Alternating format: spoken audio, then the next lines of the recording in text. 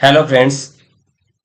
चलिए आज हम शुरुआत करने वाले हैं। जैसा कि हम देख रहे हैं अभी वर्तमान में बहुत सारे एग्जाम्स में हमें तैयारी करना है कि हमें किस तरह से एग्जाम के लिए प्रिपेयर हो। उसी सीरीज में आज मैं आपके सामने प्रस्तुत हुआ हूं अपना पहला टॉपिक, जिसमें हम पढ़ने वाले हैं टेम्परेचर और हीट यानी ताप और उष्मा के बारे में।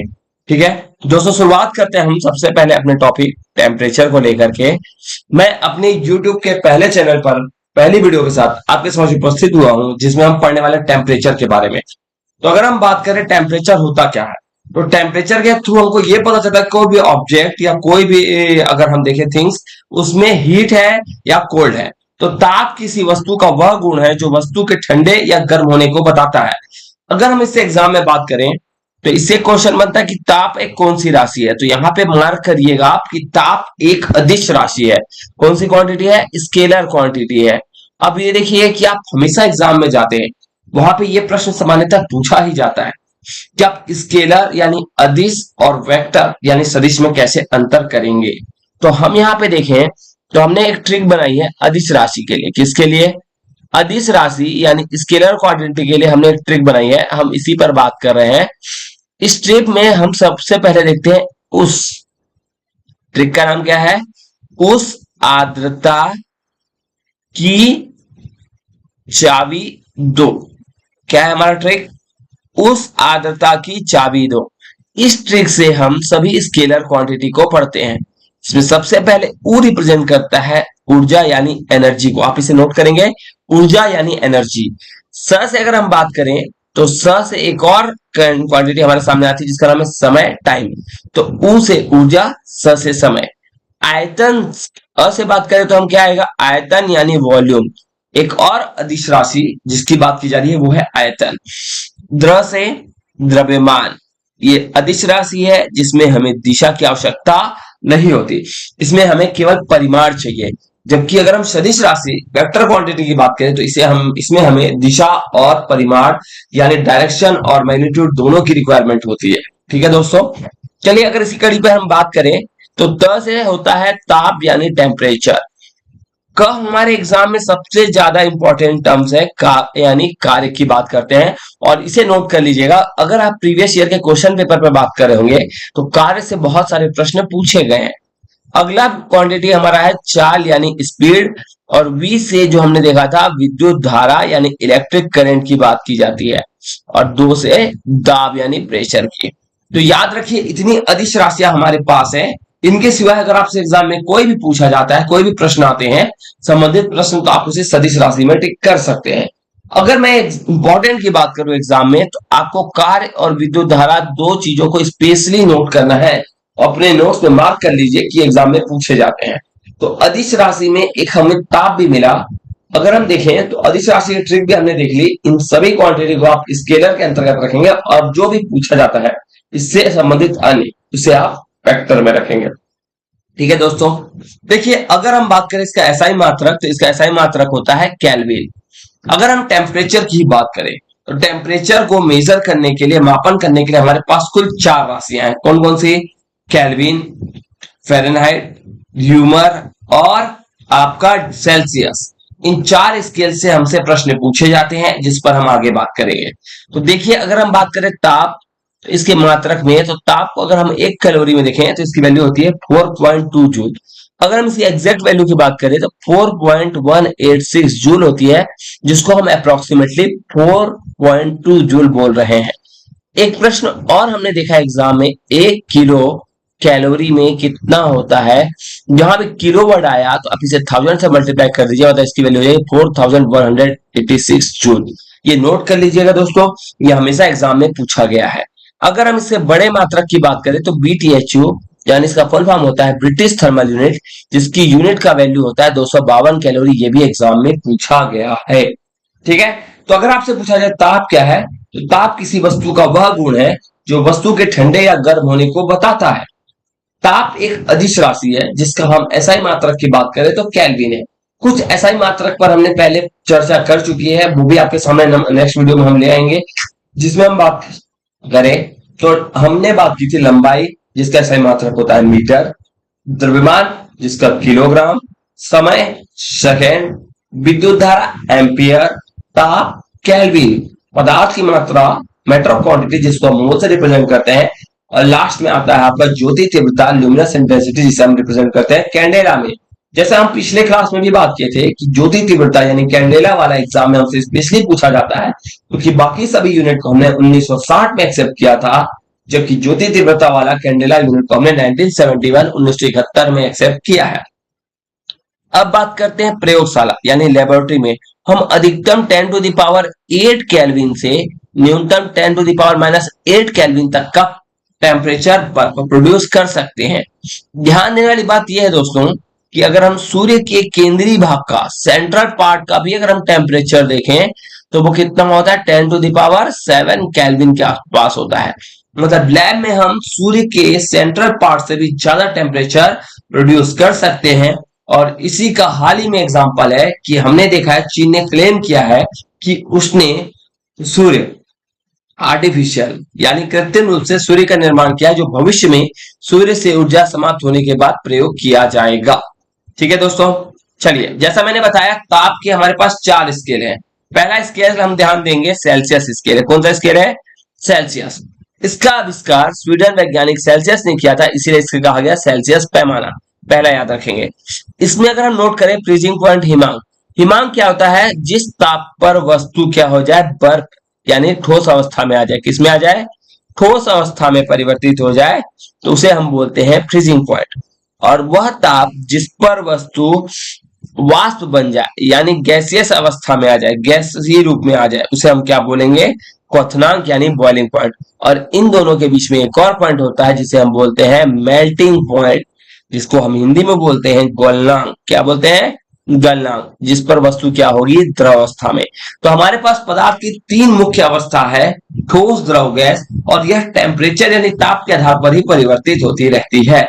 तो अगर हम देखें सेल्सियस स्केल में, तो जितने भी स्केल के पैमाने लिए गए हैं वो हमारा जल यानी वाटर के करस्पॉन्डिंग लिए गए हैं। यहाँ पे ध्यान देने वाली बात है, अगर हम जल का फ्रीजिंग पॉइंट हिमांक देखें तो 0 डिग्री सेल्सियस से नीचे पर वह ठोस अवस्था में आ जाता है, और 100 डिग्री सेल्सियस से ऊपर वह वाष्प में बदल जाता है। और ह्यूमन टेम्परेचर कितना है? 37 डिग्री सेल्सियस। इस सेल्सियस स्केल का उपयोग हम वैज्ञानिक प्रयोग में करते हैं। तो पहला स्केल कौन सा हो गया दोस्तों? हमारा सेल्सियस स्केल। अगला हम चलते हैं तो हमारा है फ़ारेनहाइट। किसकी बात कर रहे हैं हम? फ़ारेनहाइट स्केल की। इसका आविष्कार जर्मन वैज्ञानिक फ़ारेनहाइट ने किया था, इसीलिए उनके सम्मान में हम इसे बोलते हैं फ़ारेनहाइट स्केल। फ्रीजिंग पॉइंट की बात करें जिस पर वह द्रव अवस्था में से ठोस अवस्था में आ जाए, वो होता है 32 डिग्री फ़ारेनहाइट। और जिस पर वो वाष्प बदल जाए वो 212 डिग्री फ़ारेनहाइट है। और नॉर्मल टेम्परेचर हमारे बॉडी का होता है, सामान्य ताप, 98.6 डिग्री फ़ारेनहाइट, जिसे हम नोट करेंगे। और इसी का प्रयोग हम चिकित्सा क्षेत्र में, मेडिकल में, और वैज्ञानिक लोग मौसम अनुसंधान यानी आपका वेदर फोरकास्टिंग में करते हैं। ये तो हो गई सामान्य बात, हमको हर एक पॉइंट को याद करने की जरूरत नहीं है। ध्यान देने वाली बात यह है दोस्तों कि -40 एक ऐसा टेम्परेचर जो सेल्सियस और फ़ारेनहाइट दोनों में ही समान ताप को प्रदर्शित करता है, और ये क्वेश्चन बहुत बार एग्जाम में पूछा जा चुका है। तो आप इस पर विशेष ध्यान देंगे और इससे संबंधित प्रश्नों पर हम देखेंगे कि एग्जाम में पूछा जाता है। 2 स्केल पढ़ लिया हमने, क्या क्या? केल्विन पढ़ना बचा था, हमने पहले पढ़ा सेल्सियस फिर फ़ारेनहाइट। अगला हमारा है केल्विन पैमाना। किसका पैमाना? केल्विन। फ्रीजिंग पॉइंट मतलब 273 केल्विन पर वो क्या होगा? ठोस अवस्था में होगा इसके नीचे, और 373 केल्विन से ऊपर वो वाष्प में बदल जा सकता है।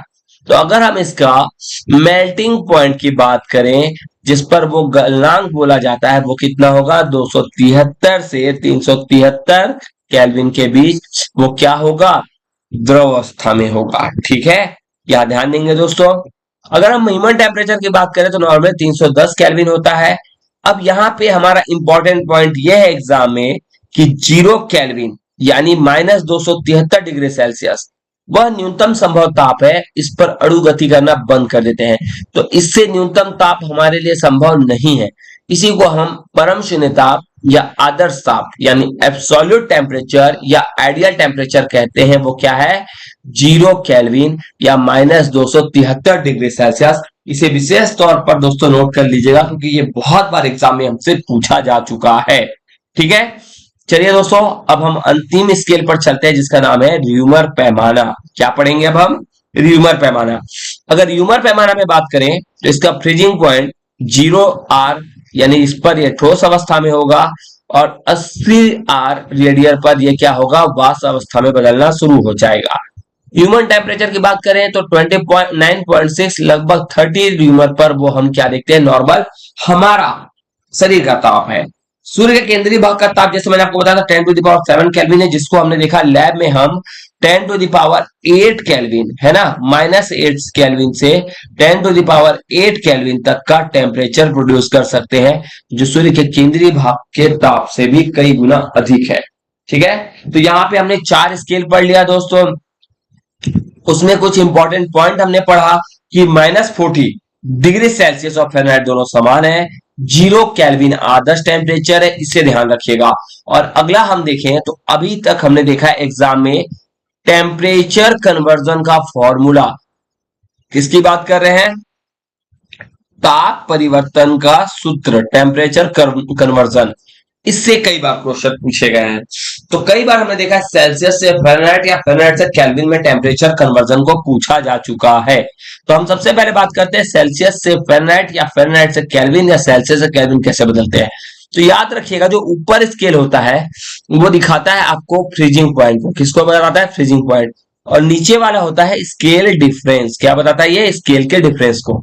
हर एक स्केल का एक अलग डिफरेंस है, पैमाना है, जिसको लेकर के हमने इसकी बात की है। जैसे अगर हम बात करें सेल्सियस में 0 डिग्री सेल्सियस है और स्केल के बीच का डिफरेंस कितना है, 5, तो C/5। फ़ारेनहाइट में फ्रीजिंग पॉइंट कितना है, 32, तो F-32/9 difference. K-273 freezing point upon 5 और ह्यूमर में R/4, ये हमारा रिलेशन हो गया जिसको हमको यूज करना है। जैसे अगर आपको दे दिया गया शरीर का तापमान कितना दिया जा रहा है, 37 डिग्री सेल्सियस, तो आपको इसे फ़ारेनहाइट में बदलना है। कैसे बदलेंगे, तो आप सेल्सियस और फ़ारेनहाइट का फॉर्मूला यूज कीजिए, C/5 is equal to F-32/9। आपको कुछ नहीं करना, सेल्सियस की जगह वैल्यू रखना है, कितनी है, -37 डिग्री सेल्सियस अपॉन 5 रख दिए, 37 डिग्री सेल्सियस अपॉन 5 F-32/9।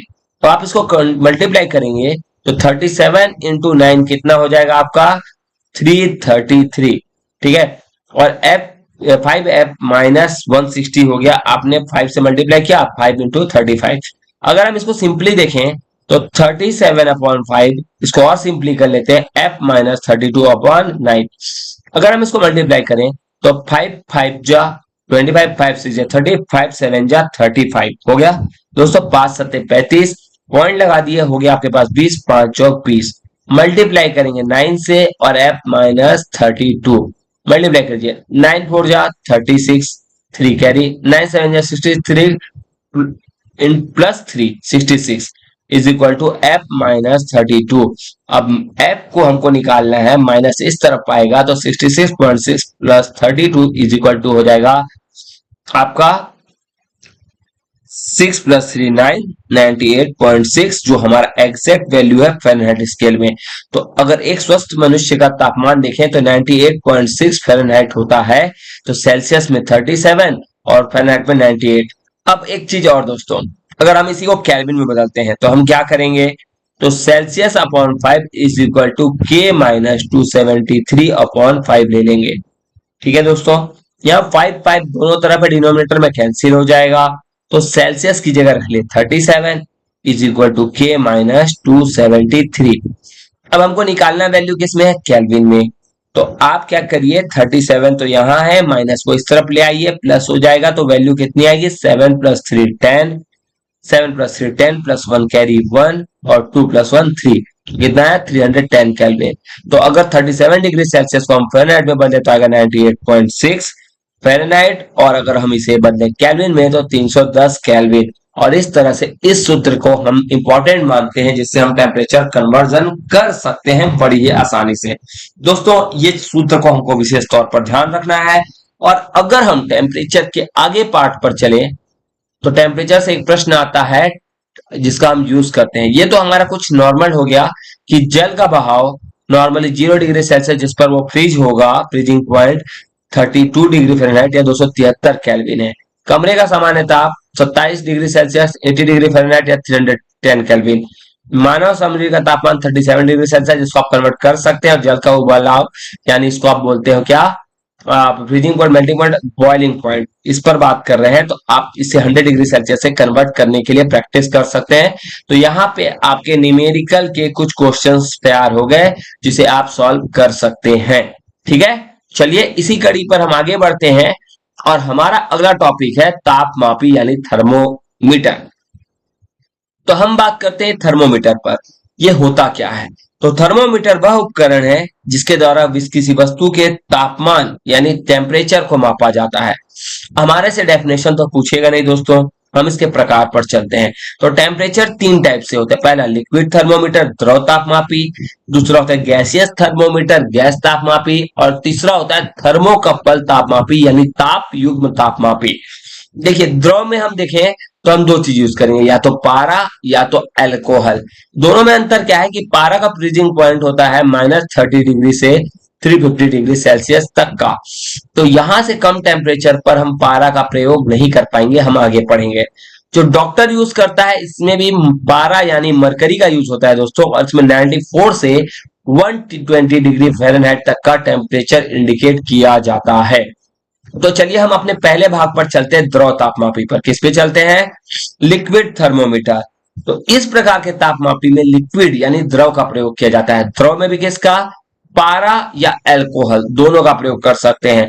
तो पारा केवल 369 डिग्री सेल्सियस तक का ताप माप सकता है ना, क्योंकि पारा का क्वथनांक होता है 360 डिग्री सेल्सियस तथा द्रवणांक जितने जो फ्रीज हो जाएगा वो होता है -39 डिग्री सेल्सियस। तो इसका प्रयोग हम ठंडे प्रदेशों में नहीं कर सकते, ये एक ड्रॉबैक है। इसीलिए हम वहां पे अल्कोहल का यूज करेंगे। किसका? अल्कोहल तापमापी, जिससे हम -115 डिग्री सेल्सियस तक के तापमान का मापन आसानी से कर सकते हैं। अगर मान लीजिए हम अंटार्कटिका में टेम्परेचर मेजर कर रहे हैं तो वहां हम पारा यानी मरकरी का प्रयोग नहीं कर सकते, क्योंकि वहां पे नॉर्मल टाइम पे भी टेम्परेचर -30 से बिलो होता है। अगर हम वहां पारा लेके गए तो पारा जो होता है मरकरी वहां पे जम जाएगा। तो वहां पे हम किसका प्रयोग करेंगे दोस्तों? अल्कोहल का। तो द्रव तापमापी में दो चीजें हैं, एक पारा और दूसरा अल्कोहल। पारा की बात करें तो इसके कुछ गुण हैं जिसका प्रयोग हम ज्यादा करते हैं। पारा क्या होता है? ये पारदर्शी है ना, अपारदर्शी है और चमकदार होता है, जिसके कारण तापमान को पढ़ने में सुविधा होती है। दूसरा, ये कांच की सतह पर चमकता नहीं है, क्योंकि इसमें असमंजक बल यानी एडिसिव फोर्स ज्यादा होता है, जिसे कांच की सतह पर नहीं जाएगा, चिपकेगा नहीं। इनके अणुओं के बीच पारा में ससमंजक बल कोहेसिव फोर्स ज्यादा होता है। किसकी बात कर रहे हैं? Cohesive force. पारा के अणुओं के बीच, समान अणुओं के बीच लगने वाला बल होता है ससमंजक बल कोहेसिव फोर्स, और दो भिन्न भिन्न अणुओं के बीच लगने वाला बल होता है असमंजक बल यानी एडिसिव फोर्स। तो पारा के अणु कांच के पास नहीं जा रहे हैं, इसका मतलब उनके बीच समान बल ज्यादा है, ससमंजक बल का मान ज्यादा है। पारा वाष्पशील नहीं होता, इसीलिए हमको पाठ्यांक यानी रीडिंग लेने में आसानी होती है, और पारा ताप का उत्तम चालक है, अतः शीघ्र ही तापमान को इंगित कर देता है। तो द्रव तापमापी में हमने दो चीजों को पढ़ा, एक था आपका पारा और दूसरा अल्कोहल। दोनों का रीडिंग थोड़ा ध्यान रखेंगे दोस्तों, जिससे हमने देखा एग्जाम में क्वेश्चन पूछा गया है। दूसरा हम बात करते हैं तो वो है हमारा गैस तापमापी, गैसियस थर्मोमीटर। देखिए, गैस तापमापी में दो गैस हाइड्रोजन और नाइट्रोजन का ही ज्यादातर प्रयोग किया जाता है, जिसकी सहायता से हम हाई टेम्परेचर यानी उस तापमान का मापन करेंगे। कितना? तो हाइड्रोजन की लिमिट है 0 से 500 डिग्री सेल्सियस तक के तापमान का मापन करने की, जबकि वही हम देखें नाइट्रोजन जो उच्च अणु भार वाली है वो 0 से 1500 डिग्री सेल्सियस तक का तापमान आसानी से माप सकती है। तो हमने पहला पढ़ा दोस्तों द्रव तापमापी और दूसरा गैस। द्रव में हमने किसको पढ़ा? पारा और अल्कोहल के बारे में, जबकि हम गैस तापमापी में पढ़ रहे हैं तो हाइड्रोजन और नाइट्रोजन के बारे में। अब हम देख रहे हैं दोस्तों तीसरा एक अन्य प्रकार है पूर्ण विकिरण उत्तापमापी, जिसे हम बोलते हैं टोटल रेडिएशन पायरोमीटर। इस तापमापी की सहायता से हम हाई टेम्परेचर यानी अत्यधिक ऊंचे तापमान का मापन कर ही सकते हैं।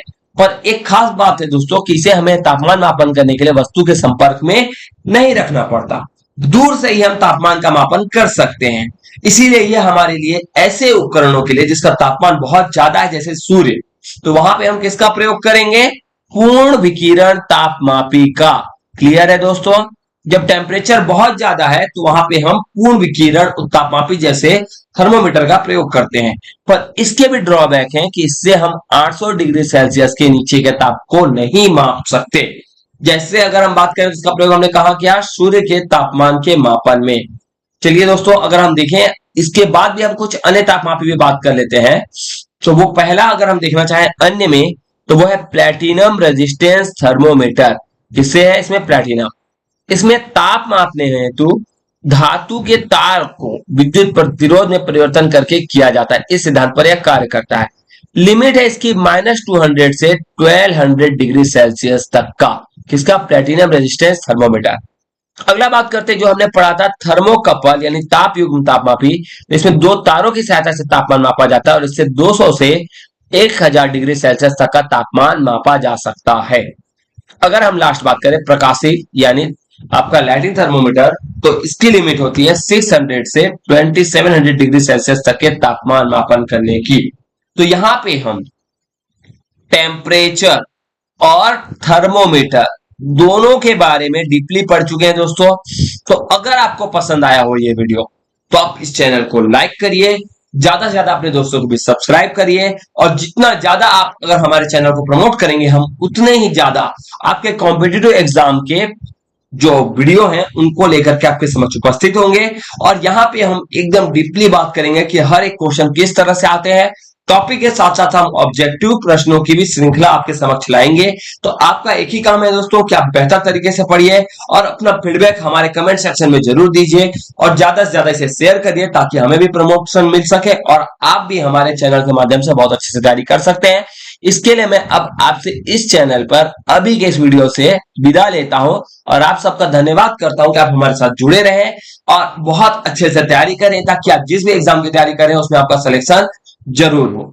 ठीक है दोस्तों, तो मैं प्रशांत मिश्रा आपसे इसी उम्मीद के साथ विदा लेता हूं कि आपको ये वीडियो बहुत अच्छे से समझ में आया होगा, पसंद आया होगा, और अपने मतलब आप बोल सकते हैं वैल्यूएबल फीडबैक आप हमारे कमेंट सेक्शन में जरूर रखेंगे। ठीक है दोस्तों, चलिए धन्यवाद।